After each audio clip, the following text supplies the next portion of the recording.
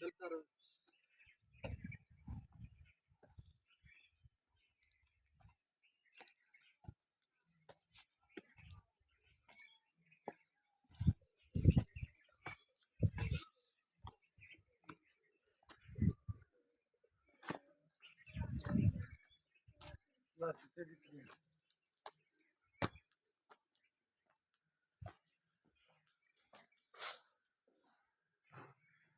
कड़े आताल पाताल है।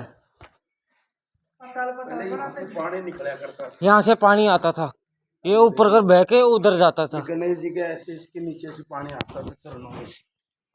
पानी खत्म हो गया। या आताल पाताल कुंड है। आताल पाताल कुंड है। आताल पाताल कुंड के पास खड़ा हूँ। हाँ ले फोटो थार मारी भाई। कल कल एक तारीख पहला कर दोनों एक तारीख।